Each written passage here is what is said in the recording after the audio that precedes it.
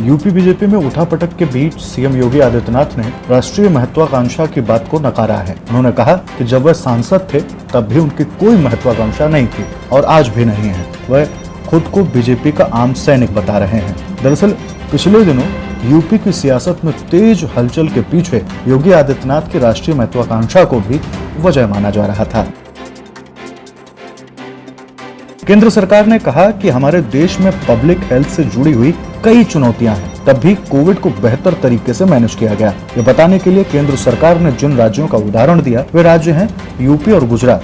दोनों में ही बीजेपी की सरकारें हैं। इन राज्यों की तुलना दुनिया के अलग अलग देशों से की गई। जिन देशों से तुलना की गई उसमें इटली भी शामिल है। हेल्थ मिनिस्ट्री के ज्वाइंट सेक्रेटरी लव अग्रवाल ने डिटेल प्रेजेंटेशन देते हुए कहा कि यूपी की आबादी 22 करोड़ है, जो ब्राजील जैसे देश के बराबर है।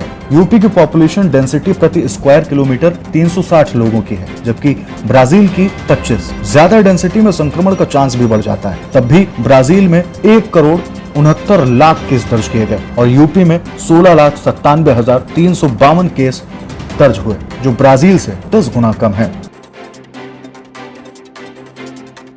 कानपुर के बिकरू कांड के बाद एक्शन में आई योगी आदित्यनाथ की सरकार ने कई अपराधियों और माफिया पर कार्रवाई की। गोरखपुर जिला प्रशासन के निर्देश पर मंगलवार को जिले के शातिर हिस्ट्री शीटर रणधीर सिंह के करीब 50 करोड़ रुपए की चल और अचल संपत्ति जब्त की गई। करीब 50 करोड़ रुपए की दुकान, रेस्टोरेंट और कॉम्प्लेक्स जब्त किए गए हैं। जिलाधिकारी के विजेंद्र पांडियन के निर्देश पर तहसील प्रशासन ने जिले के हिस्ट्री शीटर रणधीर सिंह की एचएन सिंह चौराहे पर स्थित 1 एकड़ 45 डेसिमल में बने दुकान, कॉम्प्लेक्स, रेस्टोरेंट और लॉन जब्त करने की नोटिस बैनर लगाकर कार्रवाई की है। जब्त की गई संपत्ति की कीमत लगभग 50 करोड़ रुपए है।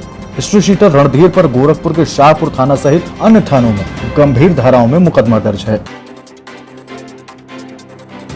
अक्सर आपने सुना होगा कि बुजुर्गों की सेवा करना एक इंसान के लिए सबसे बड़ा पुण्य का कार्य होता है। बावजूद इसके भारत में सैकड़ों बुजुर्ग दंपत्ति रोजाना समय की मार झेलते हैं। कभी बुढ़ापे का सहारा बनने वाले बच्चे उन्हें घर से बाहर निकाल देते हैं, तो कहीं मानसिक और शारीरिक रूप से परेशान होकर वे तनाव की ओर बढ़ते चले जाते हैं। ऐसे में आधुनिकता की ओर बढ़ रहा समाज वृद्धों और उनकी समस्याओं को पुरानी वस्तु समझकर नजरअंदाज करता रहता है, लेकिन अब ऐसा नहीं होगा। National action plan for senior citizen के तहत उत्तर प्रदेश में राज्य सरकार की ओर से बुजुर्गों के लिए एक खास सेवा शुरू की गई है। इस सेवा में जारी किए गए हेल्पलाइन नंबर पर फोन करके कोई भी बुजुर्ग मानसिक, शारीरिक, आर्थिक या सामाजिक जैसी किसी भी प्रकार की समस्या को साझा कर सकता है। सेवा में लगी टीम उन समस्याओं के निस्तारण के लिए सभी प्रकार की सुविधाएं मुहैया कराती हैं। उत्तर प्रदेश में बीते 17 मई को समाज कल्याण विभाग की ओर से national action for senior citizen के तहत प्रदेश में बुजुर्गों की सेवा के लिए हेल्पलाइन नंबर 14567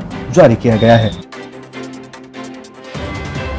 उत्तर प्रदेश में उच्च शिक्षा विभाग की ओर से बड़ा फैसला लिया गया है। कोरोना संक्रमण को देखते हुए ग्रेजुएशन और पोस्ट ग्रेजुएशन के फर्स्ट ईयर के छात्रों को प्रमोट किया गया है। सेमेस्टर और वार्षिक प्रणाली दोनों के लिए फॉर्मूला तय किया गया है। ग्रेजुएशन सेकेंड और लास्ट ईयर के अलावा post graduation last year exam विश्वविद्यालय की ओर से स्थानीय परिस्थितियों को देखते हुए अगस्त के मध्य तक कराया जाएगा। इस बात की जानकारी उत्तर प्रदेश सरकार के उप मुख्यमंत्री डॉक्टर दिनेश शर्मा ने दी है।